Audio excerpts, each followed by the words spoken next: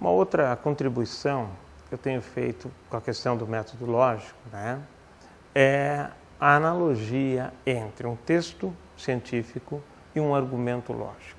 Essa analogia ela vai nos exemplificar, né, vai nos mostrar outra característica do texto científico, né? Uma, aliás, que eu comentei há pouco numa outra aula, que é a questão da brevidade, a questão da síntese, que são características importantes de fato, né? Vamos primeiro entender o que é um argumento lógico. Eu vou pegar o mais trivial de todos. Eu posso dizer o seguinte, eu digo lá, todos os homens são mortais.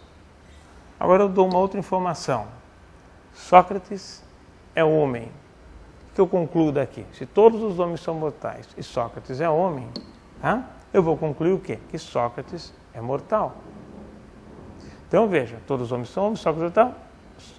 Sócrates é homem, Sócrates é mortal. Olha, esse é um argumento dedutivo, quando eu tenho uma premissa maior e uma premissa menor, né?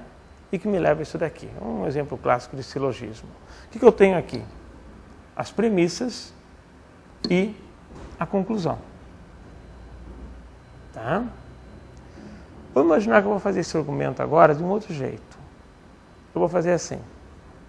Eu digo para vocês, todos os homens são mortais, Sócrates é homem e Sócrates gosta de alface. Qual é a conclusão? Sócrates é mortal. Eu tenho minhas premissas e minha conclusão. Só que vocês percebem muito bem que tem uma premissa aqui que não foi usada. Então, o argumento lógico, ele tem que ter premissas e conclusão, mas ele não pode ter premissas sobrando e nem premissas faltando. Então, não pode faltar premissa necessária e não pode ter premissa desnecessária. Ele tem que ser enxuto, tá? Ele tem que ser enxuto. Então, veja, tem muitos trabalhos por aí cheios de alfaces, e mesmo os trabalhos que não lidam com alface. Esse é o problema. Nós temos que limpar esse texto. Será que tudo que está lá, de fato, é necessário? Então, quando você vai escrever o texto, vai colocar as coisas nele, você tem que pensar, essa informação é relevante? Vou dar um exemplo para vocês, uma informação não relevante e que consta em muitos trabalhos. Ele vai fazer um estudo experimental, ele faz um certo laboratório, chega no material e método, ele coloca. O experimento foi feito no laboratório tal, da faculdade tal, não sei das quantas. Essa é uma informação relevante. A construção do argumento para defender a conclusão do trabalho? Não, então está fora. Se você quiser falar do laboratório, fale no agradecimento, porque você emprestou o laboratório de alguém, fale em algum lugar, no seu endereço vai estar o seu laboratório, mas não no corpo do trabalho. O corpo do trabalho, ele é um argumento lógico. Então isso ajuda você a tomar decisões. Essa informação é fundamental? É. Não é? Tira. Certo? Isso vale com outro tipo de argumento também, que é o argumento indutivo. Você observa um certo rato, número 1, e vê que na hora de dormir ele foi para a toca. Observa o rato 2, também foi para a toca. O terceiro rato também. O quarto rato, o quinto rato, o sexto rato, o enésimo rato também foi dormir em toca. Bom, dessas informações você conclui o quê? Que os ratos dessa espécie dormem em toca. Você está fazendo uma inferência do particular para o todo, de uma amostra pequena com uma população maior. Isso é um argumento indutivo. Da mesma forma, né, você não pode ter, dentre as premissas, uma informação desnecessária, tá certo? Então não adianta você colocar o rato número 7 resolveu comer à noite. Essa informação é descabida. Qual que é a lógica do texto científico? Tá? Qual que é, então, a lógica, pegando agora a lógica do argumento e jogando isso para dentro do texto científico? Ela é assim, ó. Você tem, num texto científico, você vai ter razões justificativas que levam você a ter uma certa ideia. Tá? Razões justificativas para uma ideia. Essas razões, né, suportam o seu objetivo. Sua ideia é seu objetivo, pode ser sua hipótese, ou se não tiver hipótese, é a descrição que você vai fazer. A partir da ideia, você deduz a sua metodologia, o seu delineamento experimental. É daqui para cá. A gente não começa a pesquisa pelo delineamento, começa a pesquisa da ideia. Uma vez que você execute os seus métodos, você obtém resultados. Você analisa esses resultados, compara entre eles, né? Compara isso daí também com a literatura e elabora conclusões. Isso é uma sequência normal de construir conclusões dentro da ciência.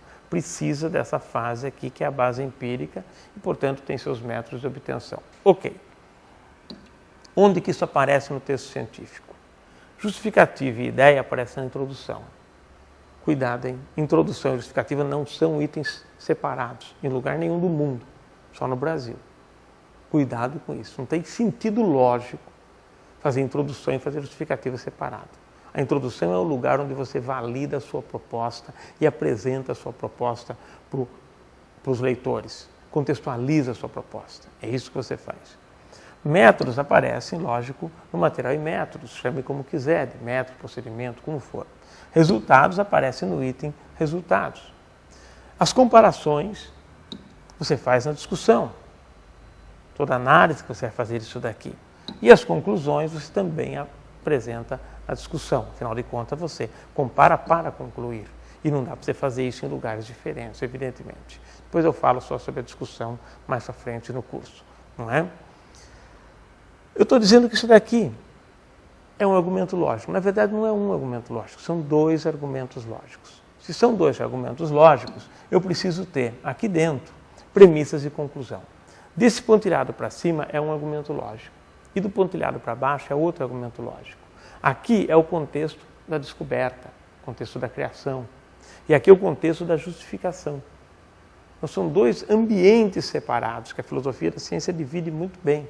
Aqui valem algumas coisas, aqui valem outras coisas. Os requisitos aqui são uns, os requisitos aqui são outros. São dois argumentos separados. Vamos entender. Se são argumentos, eles têm que ter premissas e conclusões.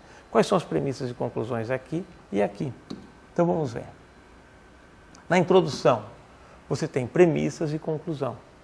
O que é isso dentro da introdução? Ora, as premissas são todas as informações que você coloca que vai justificar para o seu leitor por que o seu objetivo deve ser aquele. E a conclusão é o seu objetivo. Ora, considerando isto, necessariamente eu tenho que testar tal coisa.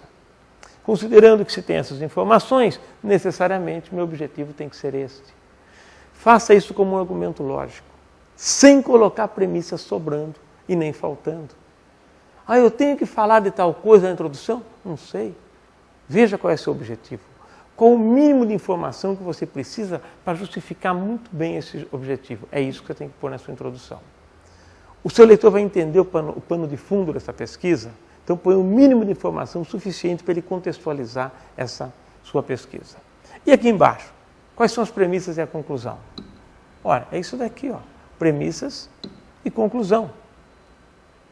Ora, considerando que meus métodos são esses e são válidos, considerando que meus resultados são esses e são válidos, considerando que se sabe isso e isso da literatura, necessariamente eu sou obrigado a aceitar tais conclusões.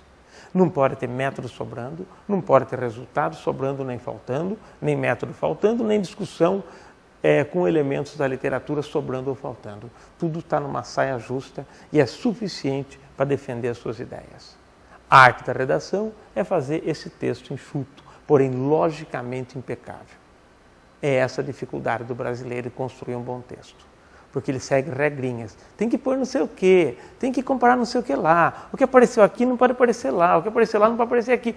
Sabe, não é assim que se ensina a ciência, não é assim que se desenvolve mentes científicas num país.